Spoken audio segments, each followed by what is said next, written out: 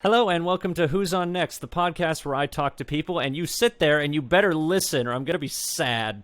Today I have with me a incredibly talented voice actor, known for things like Digimon Tamers as Takato and the Danganronpa series as Monokuma, and was recently on Beastars, Brian Beacock. Hello, hello. How are you? I'm doing good. How are you? I'm good. I'm actually sitting in my car right now because the sound is better. And otherwise, my mom would be asking me what's going on. I'm staying with my mom right now because of the whole coronavirus thing. So the best sound quality is in my Hyundai Elantra. You get the best acoustics from inside your car. That's right. That's right. Not the first time. Not the first time. Yeah, you ever do that thing where, like, I've known people that, like, sing in their car, like, on the way to auditions. They do stuff like that. Oh, for sure. All the time, especially living in L.A., you know. You don't want to bother your neighbors, so everyone goes to their cars to do their singing auditions. I've done that for years. Well, yeah, and you also have to relieve a lot of good stress when you're in the car. So, oh my gosh, yes, of course, I assume with LA traffic, that's probably very common. So, yes, but not now, obviously. no one's out there now. Thank you, coronavirus. How empty is it there right now? Like, I assume it's pretty barren with some of the streets. Yeah, it is. I mean, production started shutting down, almost a month ago. A lot of stuff started shutting down. And it wasn't until about a week ago that we finally got the distinction that voiceovers, animation, dubbing, etc., did not fall under the media category that was being allowed in Los Angeles. What they meant by media was, of course, news media and broadcasting. But all the studios were like, oh, we could still do, Beastars. And we're like, no, we're not going into work. Yeah, I was wondering how they'd be doing a lot of voiceover stuff right now. I mean, I know a lot of people have, like, home studio stuff, so... Looking back, obviously, I wish I had put a little bit more money and time invested into getting a great setup, because everyone's struggling at this point.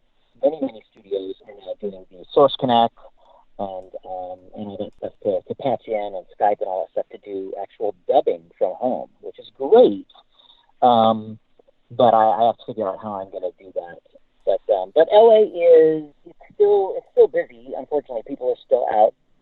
I go back and forth from San Francisco, where my mom is, kind of taking care of her. She's 91 now, so I go back and forth. But yeah, it's kind of quiet everywhere. Which is great if you want to get out and just tool around, but we're supposed to stay home, so that's what I do. All right, so I guess we should just get this started. So, as an actor, I guess, where did you get your start?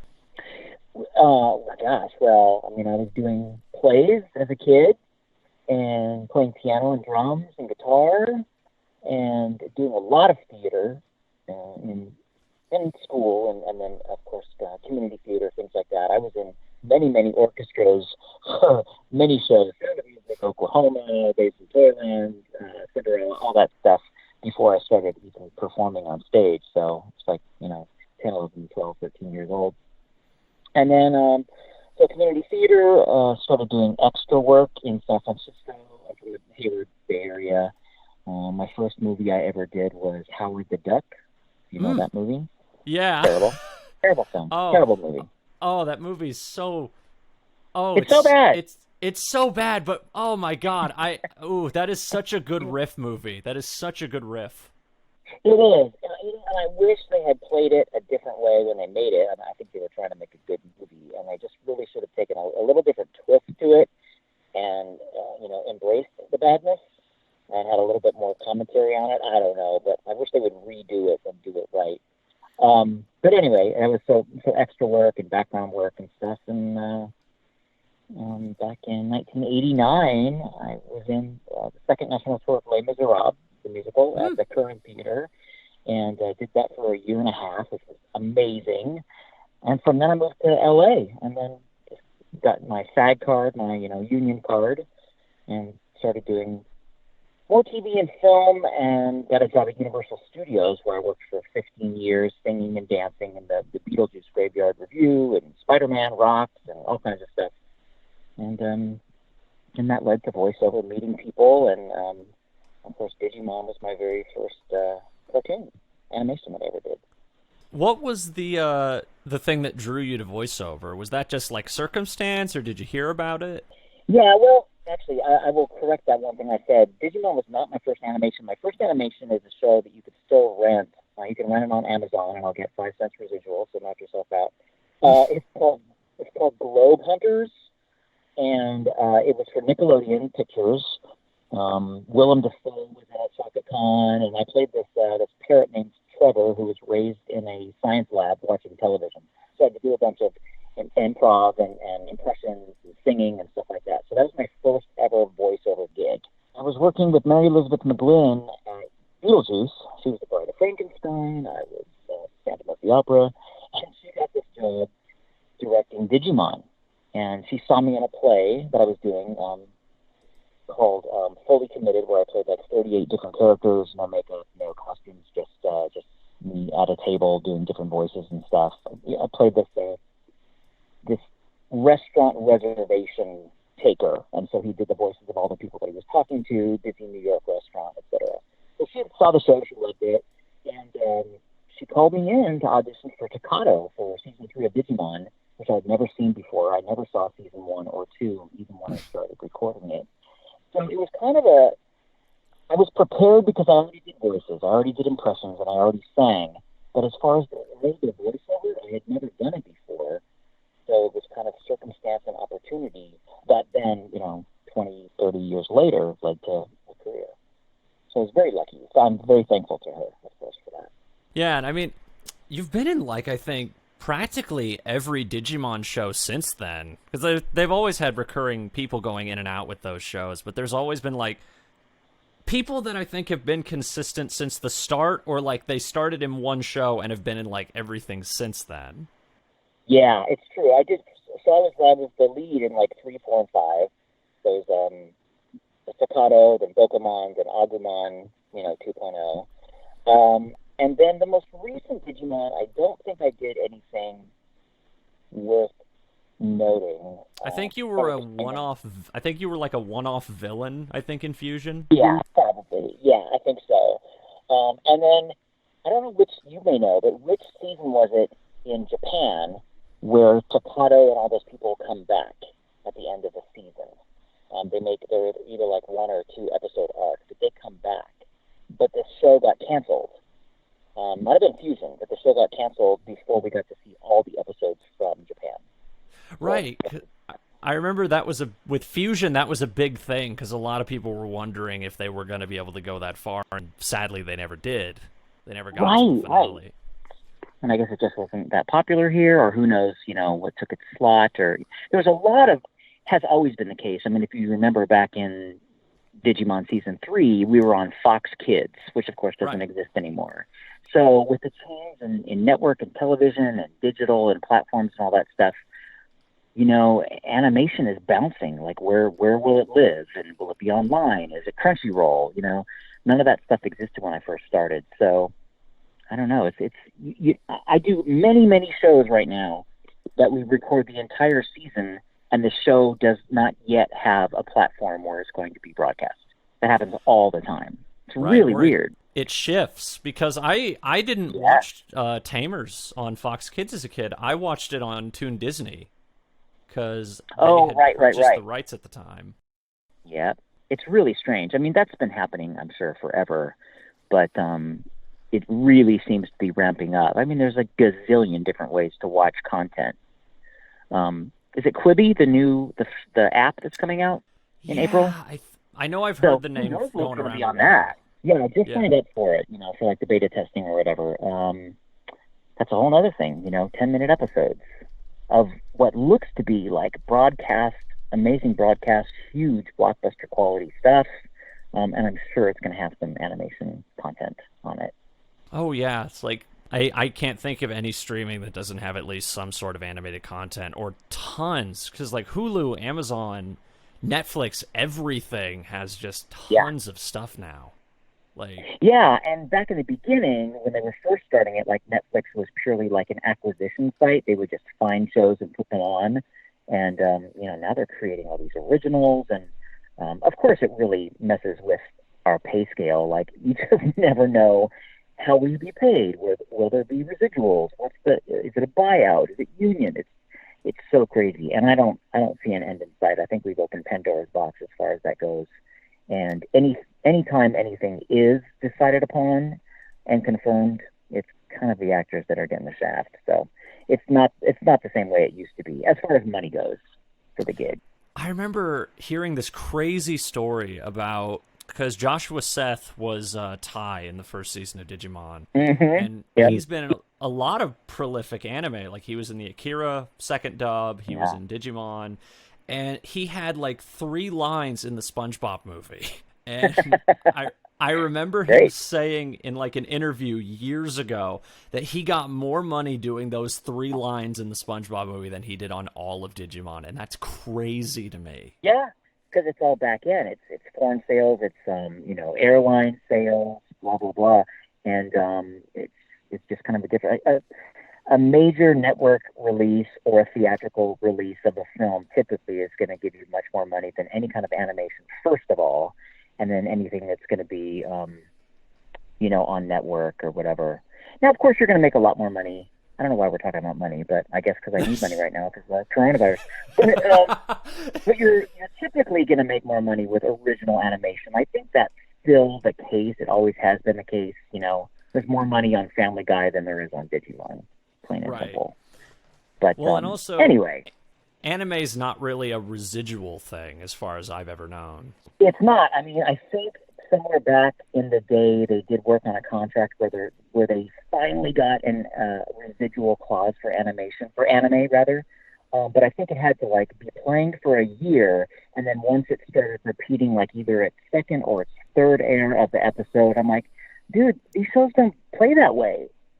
They're not going to start re-airing Bleach because it's already been on for 15 years. It's so strange. There's no residuals in that world, but that's fine. Well, especially with this is just going to be the 30-minute podcast where we just talk about payment for voice actors. Oh my God. This is just going to be us talking about dubbing residuals and stuff like that. Exactly. Financials. So, it's crazy. Man. It's crazy. I mean, back in the day, I had 8 shows going. I think one year I had 8 shows going at the same time, which was phenomenal because that's how you made your money in dubbing, was quantity, and then you get the occasional video game. You're like, yes, get a down payment for a car. A terrible car, But the good thing is, the work is still there, and that's not just for animation, but there's a lot of work out there, live action, TV and film. I mean, not currently, obviously, but it'll come back. And because there's so many areas for things to broadcast and play, there's a lot of work. So that's good. There's a lot of... I think the most interesting thing is the amount of franchise work some people can get. Because, I mean, you've gotten several big recurring things, because you've been in Danganronpa for I don't even know how long. I think since the start. Since the first game. Yeah. For sure. What else have I done recurring Naruto, stuff in? I think Naruto's Naruto. Yeah. I mean, I've done, and now I'm in Boruto as well, or was, or whatever. There's Bleach. Bleach. It's great, and that's stuff that brings in the video games and the off, sometimes you'll get maybe a little commercial spot for it or whatever. And that's really cool. And especially in anime, I mean, characters die and they come back. It's like a soap opera. Oh no, it's his evil twin played by the same voice actor. Thank God. I played Sakon and Ukon in Naruto, I think more in video games than actually in the series, but those bastards would never die. They just kept coming, or they were already dead. I don't know. But they kept coming back. I'm like, great, another session that's going to trash my voice. But I was grateful for those guys, of course. I mean, with video games, I'd say video games more than anything, you can do whatever you want, bring any character you want back, because most video games aren't canon, so... Yeah, and they do, thank God. Yeah, I mean, it's a really, really great career. It's a great world, a lot of fun people. I am saddened by I mean, for many reasons, but the current state of all these conventions that are being canceled. I just had one that I was supposed to go to, Triad Anime in Winston-Salem, North Carolina. That one got canceled. They did kind of like an online version of it, which was cool. I did a little Facebook Live or Instagram Live, whatever, for that. And I think Superior Con just canceled today. So that makes me sad because we as voice actors, that's the only time that we get to see the fans and get to see the people that really like the shows. And most of them know more about it than we do. And so we get to learn things.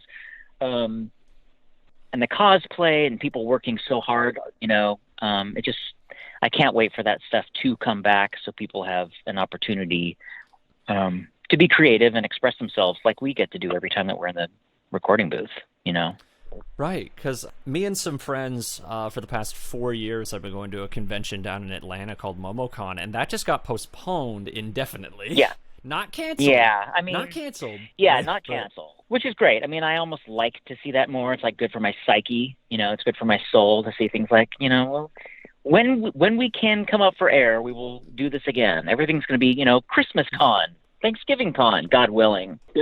I did get to do one convention, and God help me, I'm forgetting the name of it. They're going to kill me if they listen to this podcast. It was just, oh my God. Don't worry, I won't send it to them. What was it called? It was like the Fantastic. Oh my God, I feel terrible. My mind's blank. Anyway, there's so many cons that have similar names. I'm not shocked. That's hard to remember some, like Fantastic Con, Phasmacon, like things like that. Yeah, they were in Richardson, Texas, Dallas, Texas, last month, and they were just amazing people. And that's the last one I got to do. It was a lot of fun. Unfortunately, I did have a layover at SeaTac Airport in Seattle, which had me a little scared the last couple of weeks. Coronavirus goes. Oh, God. Yeah, but I'm fine. But yeah, that was a really, really fun convention. And even at that time, everyone was going like, ooh, I wonder if we're going to be able to do the next one. And, Anyway, I do love the conventions. I did a lot of them. And fortunately, because I have been in some shows that have been really popular and gone on for years and years and years, I'm lucky enough to be brought out to these different places and meet folks.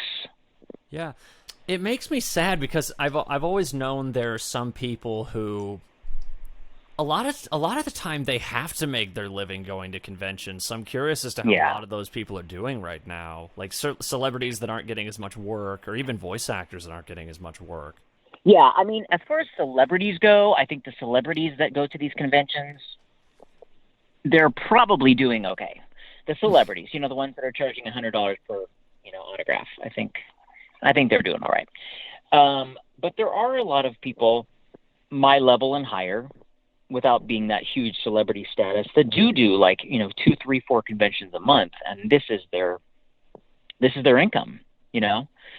So I mean, everyone's struggling, of course, but it's interesting in this industry with a lot of entertainers and a lot of creators. I don't want to say that your work defines you or, you are what you do, but it is such a creative outlet that it does kind of like feed your soul. So not only for the financial loss, but there's a lot of people that are just itching to create. And that's why we're seeing so much stuff online, I think. People doing these TikToks and Facebook Lives and videos and stuff like that. People just want to like connect. I haven't done it yet just because my room's a mess, but I got to figure it out. I got to figure out what am I going to do. Like maybe Brian's Terrible Cooking. That might be a good show.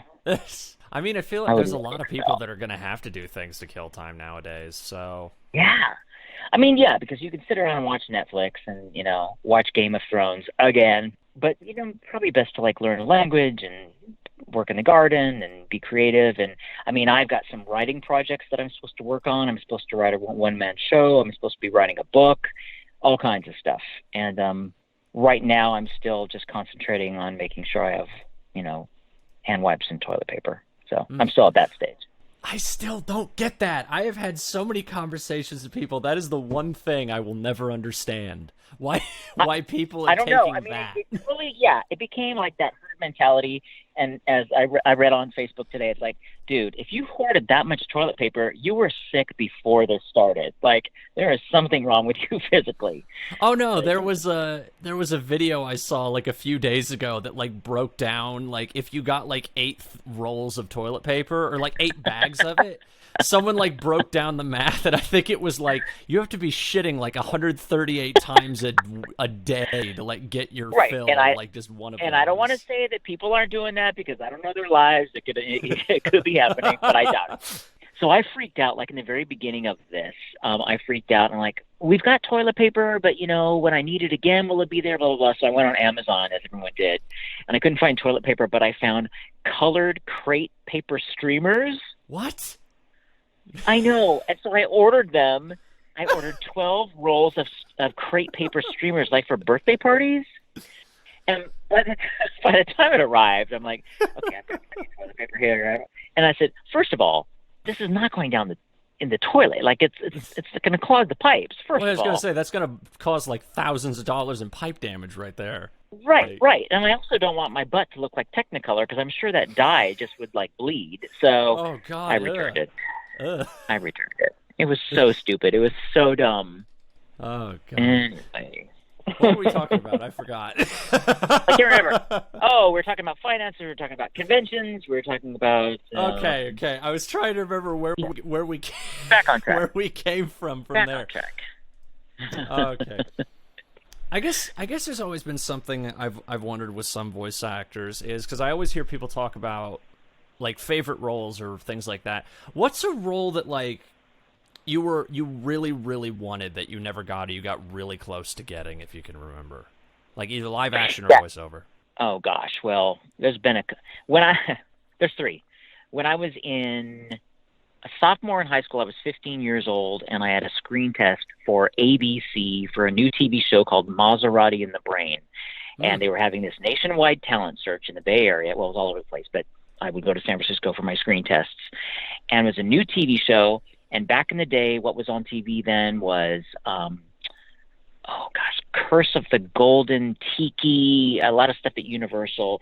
And I made it to like the top 3. Ooh. At 15 years old. I didn't end up getting the role. It went to Peter Billingsley of A Christmas Story fame. Yes. Wow. Who's now a famous director and producer. Yeah, he got the job. So I've hated him for years. And then I got a year-long contract with ABC that they could pull me if they wanted to put me on shows like Happy Days was on, 8 is Enough was on, and it just never panned out. I didn't live in LA. I was here, blah, blah, blah. But it was a very, very exciting time to, sign a contract with ABC at 15 years old. But I didn't get it. So that was one. The other one was more of like, I really want to do this. It's creative. And I was one of like the top 3 or 5 people being seen to be the singing voice for Aladdin in the Disney's Aladdin movie. Wow. Yeah. Many, many, many auditions for that. Lots of singing auditions. Lots of stress over at Disney Animation Studios, which I think may even have moved. I was at the Annex in Alameda, not Alameda, Burbank on Alameda, I think. And it was great. It was maybe like my first 3 years that I'd been in LA. I'm trying to think of what the timeline was. But I read for Disney for Aladdin. I read for Planes. I read for Brother Bear. Like I was doing really, really cool stuff. Now it's, nothing. But it was great then. And then the really financial one that I really wanted was not too long ago, maybe a year, maybe 2, and it was for the new Sonic the Hedgehog cartoon. Oh, Sonic Boom? Yeah, I'm not sure if it was original animation or not, but it paid like $1,200 an episode, like 80 guaranteed episodes, 5 video games, it was tons of money. It was tons of money. And it wasn't for Sonic, it was for his friend. Do you know who that might be? Tails, Knuckles? I think it was Knuckles. I think. Might have been Tails. No, it might have been Tails. I think it's Tails. Well, it'd be interesting if it was Tails, because Tails has always consistently been played by a woman. So I'd find that's why I would get that part, because of the sound of my voice. I don't know who's Knuckles? Knuckles is, currently that's Travis Willingham, but But what kind of character is he? What animal is he? Do you know? Echidna, big, red, bulky. I don't know. It might have been Tails, but I don't know if it was a woman or not that got it. Maybe it was. But I again many callbacks, and then I didn't get it, and that was really disappointing. Just because it was like, man, I could do this one gig and not do anything else for a while. You know what I mean? Right. I could go to the beach on a Monday. So Well, yeah, those are kind of really the only ones. Well, it's interesting because you say all that with Sonic Boom. I'm like, that was kind of unfortunate because the game that show was associated with tanked like super hard. And how did the show do? Did it continue or no? The show went on for 2 seasons, and there was rumors that Hulu was going to pick it up for a 3rd season. Gotcha. But it didn't go anywhere, and they made like 2 DS games, and then the series just kind of fizzled because they weren't very well received, and that is being as nice as I can be. That's so funny. You know, it makes me wonder. The show was really well received, though. The show was very well received. Yeah. I wonder if that contract stipulated that it was like pay or play, like you made the money regardless. I doubt it, but yeah, that was one of them. And then, I mean, I've auditioned for a lot of movies, and I auditioned for what was that movie with Christina Aguilera and Cher? Oh, Bedazzled? Or not Bedazzled?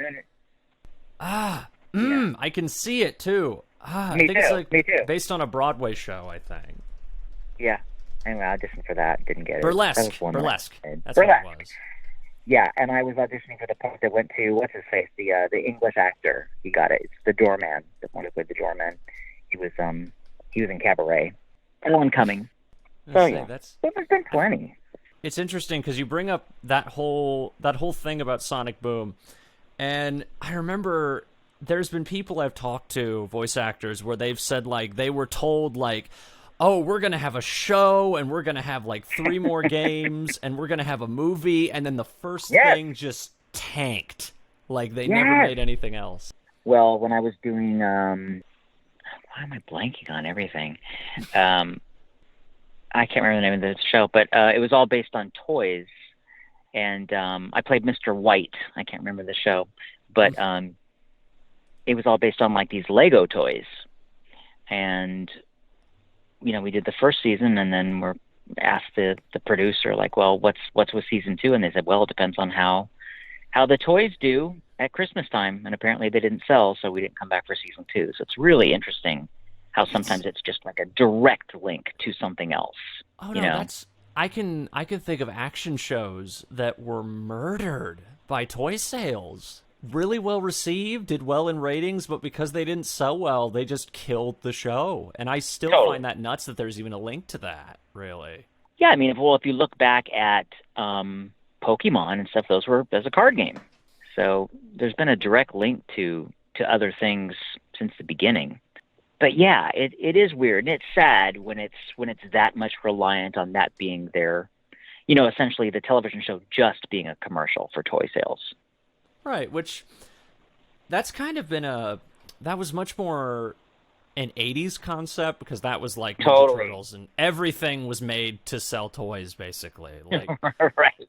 Which is it, because I've always felt, because I remember like there's been shows like Symbionic Titan, there was the Green Lantern animated series. I think the 2011 Thundercats all died because of toy sale problems. Wow, and I just feel really?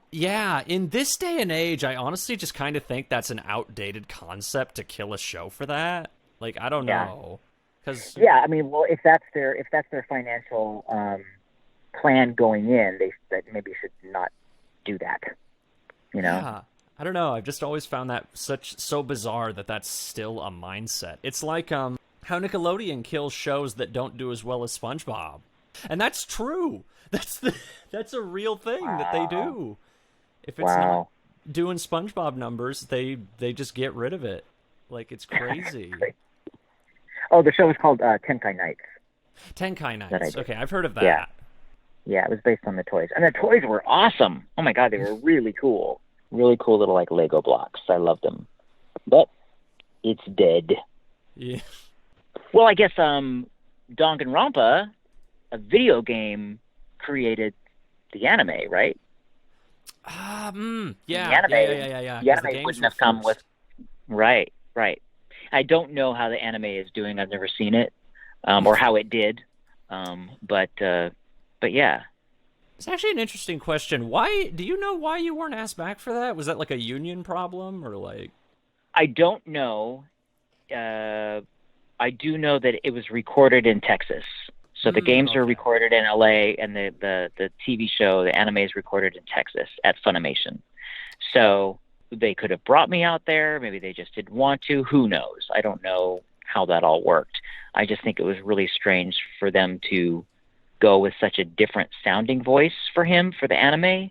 But for people that hadn't played the game, it didn't matter, obviously, because there's people that much prefer Greg Ayres' voice to mine. It is a weird thing. Yeah, it is weird. I know sometimes Funimation will bring people out, but the requirements are difficult. You know, you have to have a place to stay. You have to pay for your own airplane ticket. Like, that's not going to happen. You could be there for like weeks. Like, that's the other thing. Well, yeah. Well, I would have to be. Like, if I'm going to fly to Texas to record, like, you better have me booked every day to pay for it. You know, no show's worth that. So, I mean, I'll go out to Atlanta for The Walking Dead. That's for dang sure. It's probably a lot of fun too. So. Oh, it is. Thanks, of course. Yeah, I've thought actually about getting an agent out in Atlanta. A lot of my friends have done it. So much of auditioning now is done, you know, via Skype and video submission, etc. That you wouldn't have to go out there actually, except for a callback or, you know, a direct read, etc. So I'm still thinking about doing that when things calm down, because there is a lot of work out there. Well, yeah, that's been booming, I think, since like 2015, because I know a lot of the Marvel movies are done out there, and I think the Fast and Furious movies are done out there too. Yeah, it's really great. And I do like Atlanta, and they're really, I mean, they have set it up to be like the next Hollywood. So I know they were talking recently about getting rid of their kickbacks, you know, their benefit kickbacks for production. And I think everyone was like, if you do that, everyone's leaving, and your state will become the old Atlanta, which you don't want. So they kept them all. The old Atlanta. Who wants the old Atlanta, for goodness sakes? I just did, this is not voiceover stuff, but I just worked on the new Matrix movie for about 2 weeks in San Francisco. Yeah, it was great fun. I'm not in it. I wish I could say I was in it, but, you know, I'm up here with my mom, and I was doing some conventions and things like that while I was up here, and I thought, well, you know, Dan, I want to get some SAG work. So I did stand-in work, which I haven't done since I was, like, in the union. And, oh, my God, there's such a big difference when you're in the union, you know, as opposed to being like a, you know, 13-year-old non-union kid. So it was great. I stood in for Neil Patrick Harris, a couple other people. I got to work directly with Lana Wachowski, the director, and, of course, you know, Keanu Reeves. And it was just really, really fun. We worked mainly nights. We had helicopters flying downtown and water trucks and gunfights and car smashing. It was just crazy. So it's, I don't know how much of what we shot will be in the movie, probably like 10 minutes for the 2 weeks that we shot. But it was really, really, really fun. It's going to be a great movie. I remember my parents, I was not with my parents when they saw this, but I remember back in like 2007, my parents were in Chicago, and they saw like these cops and helicopters like flying everywhere around this building, and there was like a shut off street, and they were wondering what it was. They thought it was like a police holdup or something, like there was like some bomber in a building or something, and they asked someone, and they said, oh, they're filming the climax for The Dark Knight. Wow. Yeah, like the part where Heath Ledger and Batman are like in the tower, like near the end of the movie. What a blast. Yeah, it's so funny. Like we're out there shooting, and the helicopters are like literally like flying down California at the level of the buildings, and people in their hotel rooms and stuff are looking out their window. First of all, they're not getting a good night's sleep because we shot from 6 at night until like 5 in the morning. So, but and if you look on Twitter and look up like Matrix 4, you'll see all the videos that people are taking, like just trying to get a good night's sleep. There's a helicopter outside my window. It was awesome. It was really, really fun. But it was a nice break from LA. It was nice to work in San Francisco. I haven't done that since I was a kid. So yeah, like I keep forgetting the fourth Matrix is actually even coming out, honestly. It's just Yeah. something I just forgot about. I mean, I'm interested in it because I didn't think they'd be doing another one. I mean, it's been for like 15 years, I think. Like, yeah. And I don't know that much about it, but I just know that there's some really, really cool, bizarre twists and levels of worlds, and it's awesome. And Keanu Reeves was just crazy cool and fun, and it was really, really neat. It was really neat. And they served great food, which is always a perk. There's also one thing, this is a stupid question, but I wanted to bring this up because I still find this funny because of Beastars recently coming out. Yes. I think you know what I'm going to ask, but... I think. So what was it like playing a peacock? As a Beacock? Yes. Oh my god. So funny. Well, first of all, when I got the part and I went in, I didn't know that it was like so popular. It's a really popular show. Like it's really like a big deal, which is cool. And it's a different kind of show that I haven't really been in before. You know, it's very dark, it's very moody, it's very arty, you know? It's very art house feel, which is great. But Dom, the character I play, it's just weird to see a peacock with no plume, you know? It's all shoved down in his pants. It's just very, very, very weird. Very weird. But he's cool. He's cool. I just saw that it finally got up on IMDb yesterday, so I finally got the credit yesterday, which is cool. Yeah, because I had only heard about it because I think it was like January or maybe December it started really blowing up in popularity. So I like watched it on Netflix like 2 weeks ago. It's fantastic. It's so I haven't seen the whole thing yet, but it's like it's a bloody show. I think it's more. I think the funniest thing to me is the day I watched it on Netflix. I watched the dub, watched the whole thing, which I very rarely do. And I'm not. This podcast is not sponsored by Beastars. I swear to God, but it's just a really good show. But I was watching the dub like the day I watched it, and I didn't realize until the day after. I watched it the day the dub came out, and I didn't even know. I thought the dub had been up for like a month. Like, oh, at that's that funny. point. Oh, that's awesome. Yeah. That's really cool. Yeah, it was just this eerie coincidence that I happened to watch it the day the dub went up, and I didn't even know. You're conforming. You're conforming with the herd. Yeah. Oh no, it was the day I watched it, I had a friend who kept pestering me about it, and I literally just messaged her, and I was like, oh my god, it's so good. That's so awesome. Good. I need to watch the rest. I think I mean, the only time that I watch TV lately is right before I'm getting ready to go to bed, so I end up watching episodes over and over again because I passed out during them, so I need to give it its credit and its due and watch it when I'm awake. I mean, that actually leads into an interesting question. Do you ever think about, like, if you listen to yourself in something, do you ever like heavily think about it, or is it just like you almost like zone it out, like when you hear yourself in a cartoon? Well, that's a great question. So for Beastars, I just watched an episode that I was in because I wanted to show my mom. Which turned out to have tons of blood and sex in it, so that was the wrong choice. But I was worried it was I was worried you were gonna say you showed her like the episode where the bunny strips down to be almost naked at one point or something. No, it's the one where he took the bunny back to the hotel to sleep with her. Oh no! Yes. Terrible. It was so embarrassing. I kept going like, all right, Mom, I should be coming up pretty soon. And I wasn't. I'm only in the first scene in that episode. So anyway, when I listen to stuff that's more recent, it tends to jump out at me more than listening to something like Digimon or whatever. That, for some reason, I just get into the story more, and it seems more like, I don't know, it just seems more like an old photo album that I can enjoy than listening to my actual work, which is the way new shows sound. Is that weird?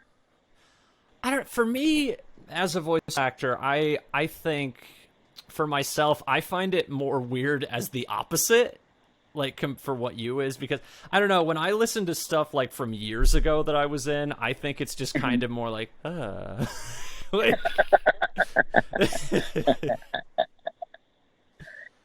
That's funny. Well, I could see that too. You're like, oh, I could have done that better, or listen to how green I am, or what a newbie, blah blah blah.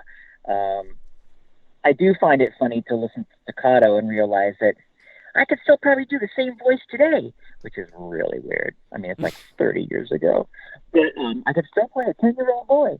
But yeah, I think it's just because the session is more in my head. Like I can more remember the session of doing Beastars than I can the Digimon ones. So it seems more like I'm watching a show and kind of more removed from it as a performer and more just as an audience member. So, yeah, because I've known actors who like can't watch themselves at all. Like they just feel really weird about it. Like, yeah, I get it. I do think for me, I've really learned from it, and especially with on-camera stuff, I learned what my tics are, what my habits are, what my crutches are, and it helps me. And I don't do it with any kind of like, oh my God, look at me kind of ego thing. It really is more just like another class that I'm in. And I know as an actor, you're supposed to like let go and not be internally judging or monitoring or censoring yourself while you're performing.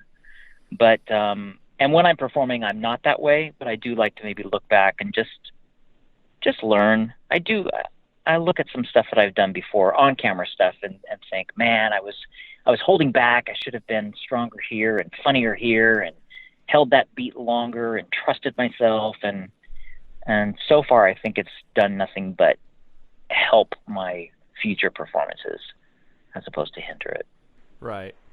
Because I think just for me, I think it's just hearing myself younger, inexperienced, and I'm just kind of like,